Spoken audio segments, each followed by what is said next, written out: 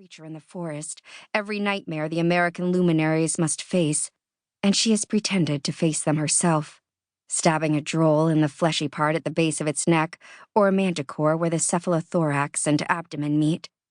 She has jumped and rolled so many times her body does it without thinking. She'll be ready. She has to be ready. Minutes tick past. A wolf howls. A real one, she thinks, although she can't be too sure. The compendium does describe a few nightmares that look like wolves or sound like wolves or briefly become wolves entirely. Winnie shoves her glasses up her nose and keeps waiting. And waiting. Her stomach grumbles. She wishes she'd eaten breakfast. She also wishes she'd slept more, although she ought to be used to the insomnia after 3 weeks of it. Ever since her birthday month began and the reality of what she has been planning these past 4 years settled in, sleep has been elusive. The wolf howls again, though it's farther away this time. It sounds lonely. Lost. Winnie hates that she understands the feeling. She hasn't told anyone she's going to attempt the first hunter trial tonight. If they find out, they won't let her. Aunt Rachel will lose her mind. Mom will lose her mind. The council will lose their collective minds, and they'll find a way to intervene. But what they don't know, they can't stop. Plus, nowhere in the rules does it say an outcast can't enter. Nons are forbidden, sure, but there's definitely no mention of outcasts. All Winnie has to do is show up with the other hunter applicants tonight, and the Thursdays in charge of the trial will let her in. They have to. Winnie really doesn't know what she'll do if they don't. Eventually, she can't hear the wolf anymore, and eventually the sky begins to lighten. The night is over. The forest slumber is complete. Wednesday hunters emerge from the trees on silent feet. A few hunters from other clans mingle within the ranks, replacements for anyone who's hurt or sick or just has a kid in the Hemlock Falls drama troupe. Ever since a Saturday hunter died 2 months ago, and a Tuesday hunter died 3 weeks ago, the council has beefed up hunter numbers each night. All around the world, the luminaries live near 14 sleeping spirits. Each night, when the spirits dream, their nightmares come to life.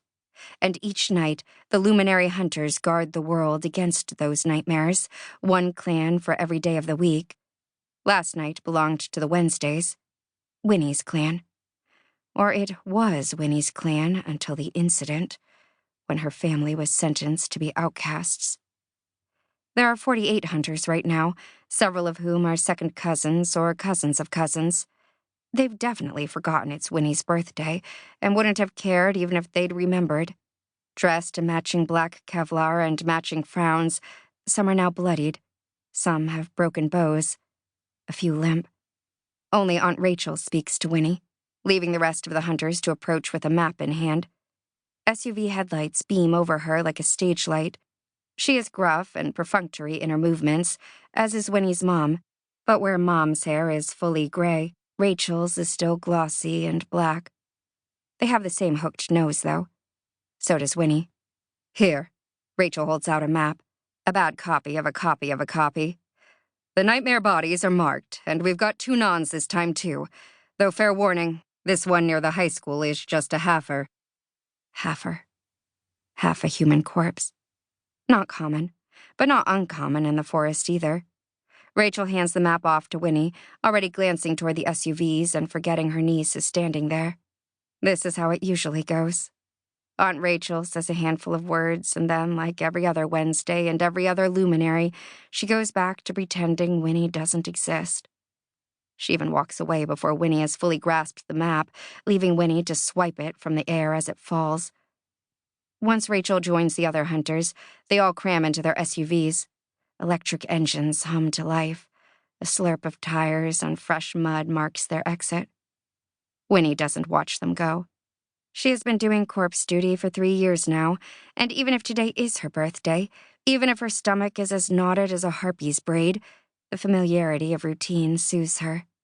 Corpse duty might be a job no one else likes, cleaning up the nightmare bodies left behind in the forest each morning, as well as any human bodies, but Winnie has always enjoyed it.